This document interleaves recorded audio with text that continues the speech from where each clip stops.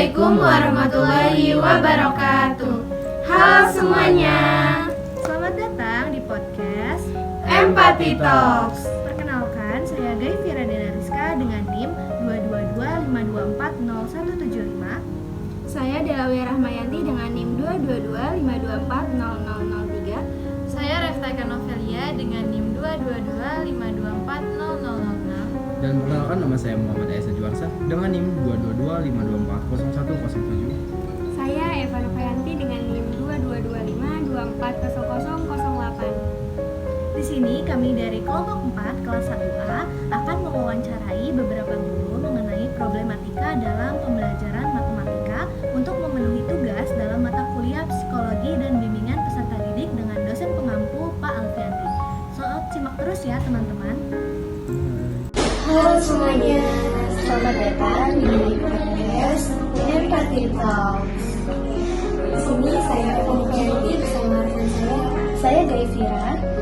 Di sini kami akan mewawancarai salah satu guru dari SDIT Ibadur Rahman Ciruas mengenai problematika dalam pendidikan matematika. Sebelumnya, Ibu boleh terlebih dahulu. Perkenalkan, sebelumnya nama saya Iwana. Saya mengajar kelas 2 di SDIT Ibadur Rahman, guru kelas ya. Oke, baik. Jadi di sini kita mau bertanya sedikit ya Bu mengenai kesulitan atau hambatan yang muncul gitu dalam pembelajaran matematika di kelas 2 di SDIT ini Bu. Bisa diceritakan ya? Hambatannya ya, banyak faktor dari yang mulai anak itu belum bisa menghitung karena kelas 2 ya. Kelas 2 itu masih tahapnya dia masih penjumlahan. Nah, jadi masih belajar untuk gimana caranya menjumlahkan. Nah, jadi kalau dia lebih ke mana ya, faktor kesulitannya itu belum bisa menghitung. Jadi sebenarnya banyak juga yang sudah bisa, namun ada beberapa yang belum bisa untuk kelas 2 ya. Karena saya mengajar di kelas 2, jadi saya menjelaskan di kelas 2 atau faktor yang dari kelas 2. Jadi itu faktornya. Jadi karena anak belum bisa menghitung, jadi mereka kesulitan gitu ya, dalam pelajaran matematika. Baik, jika Ibu menghadapi kesulitan seperti tadi, bagaimana Ibu mengidentifikasi apa penyebab dari masalah tersebut? Jadi solusinya kami nih guru-guru SDIT harus punya banyak ide untuk menjelaskan kepada anak-anak atau peserta didik bahwasanya matematika tidak sulit. Matematika itu pelajaran yang menyenangkan gitu ya, dengan cara sekarang banyak media misalnya Canva misalnya mari berhitung dengan gambar gitu. Nah, jadi si anak ini tidak bosan untuk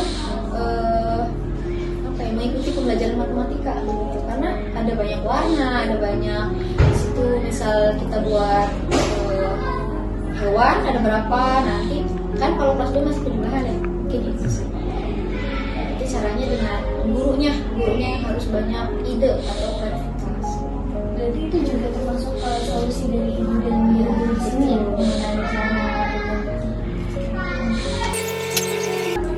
Ibu itu pasti menjadi motivasi besar untuk terus mengajar ya Bu ya. Nah, sebelum kita akhiri, apakah ada pesan yang ingin disampaikan kepada pendengar, terutama calon guru atau mahasiswa pendidikan matematika?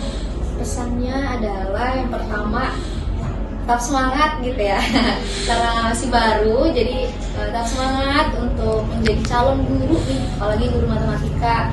Jadi harus punya ide, jangan stuck mentang-mentang kita nggak bisa, jadi kita stuck. Jadi terus belajar, jangan bosan untuk belajar, karena kalau kita bosan untuk belajar, berhenti belajar, ya kita jadi manusia yang nggak akan berguna gitu ya, nggak akan maju. Artinya apa? Jadi manusia itu harus punya stok ide gitu ya, stok kreativitas, karena kita guru. Apalagi sekarang jadi calon guru pendidikan matematika, apalagi matematika ya. Matematika itu doktrinnya serem gitu ya. Tapi kita sebagai calon guru Gen Z apalagi nih harus punya banyak ide untuk menyampaikan pembelajaran matematika ke peserta didik gitu ya. Intinya belajar gitu ya, belajar terus, tetap semangat itu. gitu. Terima kasih banyak Ibu sudah menyempatkan waktunya buat ngobrol-ngobrol santai dengan kita. Mungkin cukup sekian teman-teman, kita lanjut ke podcast selanjutnya yang akan dibawakan oleh rekan kita yang lain. Halo kawan Empathy Talks, kali ini saya adalah bersama teman saya Revita. Kita akan berbincang dengan seorang guru inspiratif lagi nih. Kita akan mendiskusikan pandangan beliau mengenai kesulitan dalam pembelajaran matematika. Sebelumnya, sebelum masuk ke pembahasan, boleh nggak sih Ibu memperkenalkan diri kepada Perkenalkan, saya William Suraya. Saya guru kelas 5 dan di mana di sini juga yang namanya guru kelas tentunya pasti akan mengajar matematika di kelas 5. Langsung saja, Bu, berdasarkan pengalaman Ibu sebagai guru mata pelajaran matematika, apakah Ibu juga melihat kesulitan yang sering dialami siswa dalam belajar matematika? Ya, kesulitan tentu ada karena memang yang namanya matematika itu menjadi suatu hal yang memang anak-anak sebelum belajar juga sudah menjadi mindsetnya sudah matematika sulit gitu. Namun yang menjadi kesulitan tersendiri ketika saya mengajar di kelas 5 adalah bagaimana ketika mengajar konsep-konsep baru di kelas 5 itu akan terpental dengan gimana kemampuan siswa yang memang kemampuan dasarnya yang memang kurang. Contoh operasi dasar ya, seperti penjumlahan, pengurangan, perkalian, dan pembagian. Ketika 4 ini belum dikuasai, itu akan berpengaruh kepada pembelajaran yang seterusnya, materi-materi berikutnya gitu. Meskipun memang perkalian itu kan sebetulnya adalah penjumlahan yang berulang, pembagian adalah pengurangan yang berulang gitu. Namun sebenarnya kalau menjumlahkan pengurangan mungkin mereka udah lumayan banyak yang bisa. Namun ketika udah masuk ke perkalian pembagian, itu mereka mulai bingung. Nah, itulah yang menjadi salah satu kesulitan saya ketika mau mengajarkan matematika di kelas 5. Karena dasar yang belum beberapa anak yang memang yang belum mereka kuasai gitu. Ketika mereka sudah menguasai dasar itu, insya Allah ketika diajarkan konsep baru mereka mudah. Karena kan matematika yang nggak jauh dari penjumlahan, pengurangan, perkalian, dan pembagian. Cuman tergantung materinya apa. Konsepnya sebegitu. Nah, menurut pandangan Ibu, apa sih yang mungkin menjadi penyebab utama siswa kesulitan dalam memahami matematika? Kalau pemahaman berbagai macam faktor ya, banyak faktornya. Yang pertama mungkin terkadang mindset anak yang memang dari kelas bawah udah berpikirnya mereka matematika adalah sesuatu hal yang sulit gitu. Ketika udah nggak bisa udah gitu kan selesai gitu tanpa ada usaha untuk mencoba, untuk berupaya untuk mencoba dan mencoba. Itu yang pertama. Yang kedua, dari zaman dulu zaman sekarang mungkin ya, kalau itu salah satu yang mindset. Yang kedua mungkin dari segi pengajaran juga kan. Sebenarnya matematika itu bisa pengajarannya bisa dengan cara menarik. Contoh perkalian, kalau zaman dulu mungkin perkalian hanya dengan sekadar kita pokoknya menghafal di depan kelas kamu ngapalin gitu kan perkalian. Zaman sekarang karena tidak semua anak mampu untuk menghafal, bisa menggunakan games, contohnya games with perkalian itu mudah sebetulnya gitu. Mungkin salah satunya adalah kurangnya bervariasi guru-guru yang mengajarkan matematika ketika mengajarkan matematika yang mungkin hanya sekedar mengajarkan dan sebagainya. Bisa jadi itu gitu kan, atau bisa jadi juga karena memang gurunya sendiri yang mempunyai mindset ngajar matematika saya nggak bisa gitu, padahal matematika itu nggak sesulit yang mereka bayangkan, bisa dipelajari sebetulnya gitu dengan cara otodidak gitu. Hanya kita tinggal membuka mindset matematika adalah sesuatu yang menyenangkan, matematika adalah bukan sesuatu yang sulit gitu. Matematika bisa dengan cara metode-metode yang mengasyikkan buat anak-anak, sehingga itu bisa merubah mindset untuk ternyata matematika bukan cuma menghafal ya, ternyata matematika bukan cuma menghitung dan lain sebagainya, tapi bisa dibuat dengan games dan lain sebagainya gitu. Jadi pendekatan Ibu sebagai guru apa punya strategi tertentu untuk Ibu lihat bisa membantu siswa mengatasi kesulitan tersebut? Strategi tentu ada. Yang pertama saya mencoba dulu diagnostik awal sejauh mana anak-anak di kelas ini sudah mampu di konsep. Kalau kelas 5 sudah jelas ya pasti ke konsep perkalian dan pembagian gitu. Ketika dilihat memang konsep perkalian pembagian masih banyak anak-anak yang belum paham, maka saya coba menuntaskan si konsep tersebut dengan cara masuk ke metode pembelajaran. Kayak kalau saya di kelas memang selalu sebelum memulai pembelajaran itu selalu diselipkan gamesnya bisa menggunakan AI juga gitu kan. AI juga bisa menggunakan teknologi, games juga iya gitu, dan itu membuat mereka seru Bu gitu kan, ternyata nggak harus dengan kita menulis, menghitung lain sebagainya gitu. Dan kalau salah satunya itu saya menggunakan selalu di pagi menggunakan game suite perkalian. Jadi mereka bergerak juga, memfasilitasi anak-anak yang estetik juga gitu.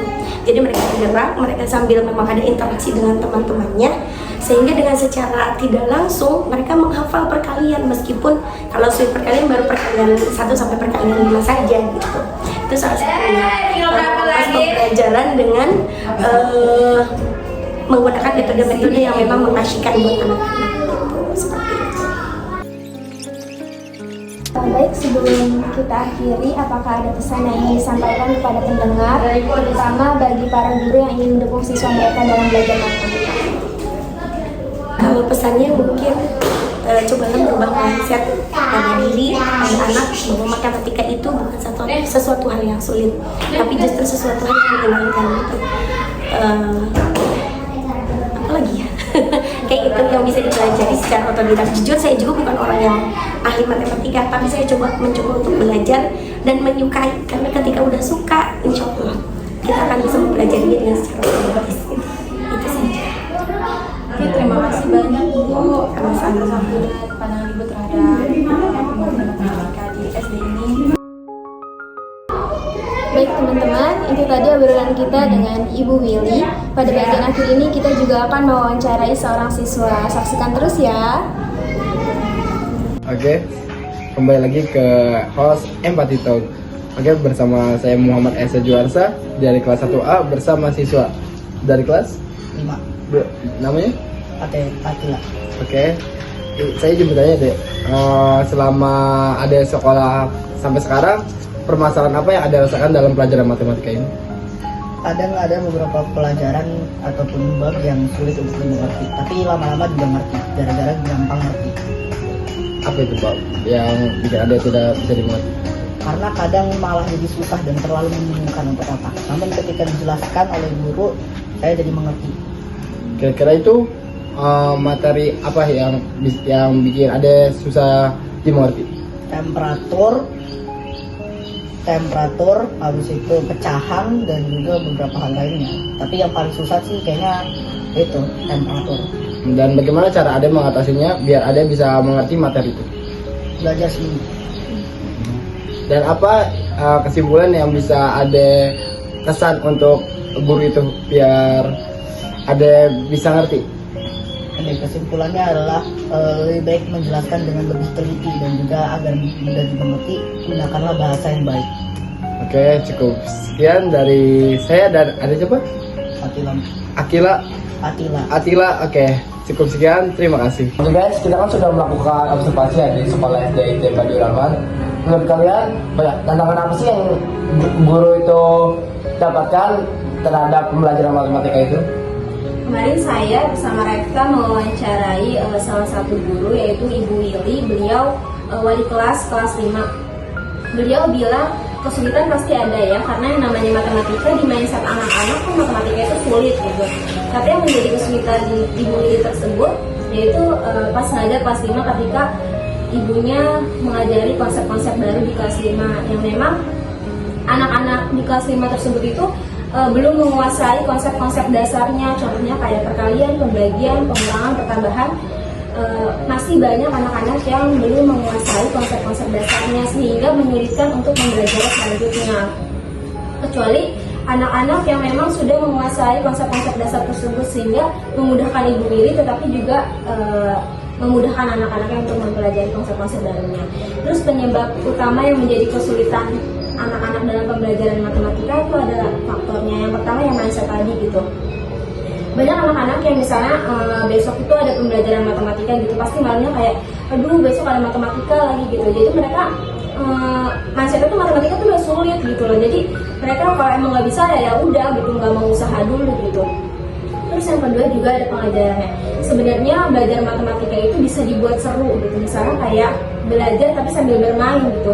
Nggak fokus banget belajar, kan fokus banget belajar untuk anak-anak SD juga kan mungkin rada pusing gitu ya. Tapi yang nggak bermain juga gitu. Jadi kayak bermain games tapi ada kaitannya dengan materi yang akan dibahas gitu sih. kalau kemarin itu saya dan Eva itu mewawancarai guru matematika yaitu Bu Yuwana, itu wali kelas juga, wali kelas di kelas 2. Nah, kalau untuk tantangannya kelas 2 itu kan baru di pertambahan ya, jadi itu masih banyak anak tuh yang kesulitan itu dalam pengerjaan matematikanya, karena mungkin dari mereka juga yang anggapnya tuh matematika itu susah, kayak bukan nggak menyenangkan gitu. Gimana solusi dari guru itu terkait tantangan terhadap pembelajaran matematika itu? Kalau dari Ibu Yuwana sendiri sih katanya ya kalau misalkan karena guru jadi katanya harus punya banyak ide gitu, banyak ide buat dimana si matematika ini jadi lebih menarik gitu dan menyenangkan dan tidak terpikir di murid ini sulit gitu karena masih kelas 2 ya, jadi kayak mungkin emang mereka masih agak bingung juga gitu. Terus harus dengan media juga kan, medianya harus banyak. Buat media-medianya itu tuh kita bisa pakai video pembelajaran. Nah, misalnya sekarang itu kan udah banyak ya guru-guru yang kayak kreatif gitu loh membuat video pembelajarannya. Jadi misalnya dikasih animasi, jadi anak murid tuh melihatnya tuh gak cuma sekedar ya udah angka doang, tapi juga ada animasinya. Nah, terus bisa juga misalnya pemberian soal gitu. Jadi sebagai guru tuh bisa kreatif membuat soalnya tuh di Canva. Nah, di Canva tuh kan banyak elemen-elemen yang lucu-lucu ya. Nah, itu tuh bisa menarik perhatian muridnya juga, biar mereka juga tertarik itu belajar matematika. Solusi dari Ibu Yuli itu untuk membantu siswa yang kesulitan dalam pembelajaran matematika, Ibu Yuli itu mencoba untuk mendiagnostiknya terlebih dahulu. Jadi Ibu Yuli itu melihat sejauh mana anak-anak memahami konsep yang telah dipelajarinya. Jadi ketika Ibu Yuli menemukan banyak siswa-siswi yang kesulitan dalam memahami konsep-konsep yang dipelajarinya, Ibu Yuli itu mencoba untuk menciptakan metode pembelajaran yang baru, yang mengasyikkan, di mana misalnya sebelum pembelajaran dimulai, Ibu Yuli itu memulainya dengan games. Kata Ibu Yuli ada ekskul matematika, dan di mana ekskul matematika itu ada buku yang dari Jepang namanya Shinkenjuku. Jadi di buku ini tuh banyak banget contoh soal yang bervariasi yang bisa membantu memahami siswa dalam konsep-konsep baru yang akan dipelajarinya. Gitu. Menurut kalian, apakah solusi dari guru itu sudah tepat atau belum? Jadi kalau menurut saya dan Eva, untuk solusi yang Bu Yuwana kasih itu terutama buat anak kelas 2 SD ya, itu tuh udah benar banget, udah sesuai gitu. Apalagi anak SD tuh benar, mereka tuh lebih sukanya tuh ke sesuatu yang menarik gitu, menarik perhatian mereka. Jadi kita sebagai guru tuh harus bisa menarik perhatian anak muridnya dulu, biar mereka nantinya tuh bisa tertarik sama pembelajarannya. Ada juga kayak contohnya tuh kayak nambahin lagu di pas itu nambahin lagu kayak misalnya coba misalnya ya Misalnya tuh kayak 1 ditambah 1 sama dengan 2 gitu kan, banyak ya.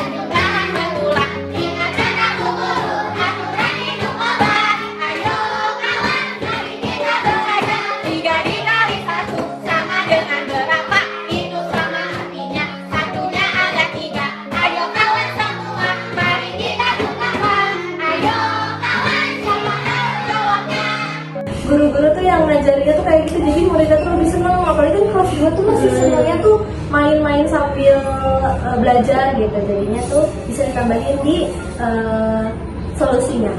Jadi menurut saya dan Della, solusi yang diberikan oleh Ibu Yuli ini sudah sangat cukup efektif. Karena dengan metode pembelajaran yang baru ini, dengan cara yang mengasyikkan, untuk anak-anak SD kelas 5 itu udah efektif karena nantinya konsep-konsep dasar yang telah diajarkan oleh Ibu Yuli ini bisa dikembangkan oleh mereka untuk memahami materi-materi yang akan dibahas selanjutnya gitu. Ya apalagi kan untuk kelas 5 SD gitu ya, untuk SD terus kelas 5 itu mungkin kan pembelajarannya kan udah cukup serius, cukup rumit lah gitu ya, perkalian, pembagian kayak gitu-gitu. Jadi ya mungkin cara dengan games mungkin bakal bisa ngebuat anak-anak itu lebih mudah lah untuk memahami materinya. Oke, cukup sekian dari podcast kami, kurang lebihnya mohon maaf. Wassalamualaikum warahmatullahi wabarakatuh.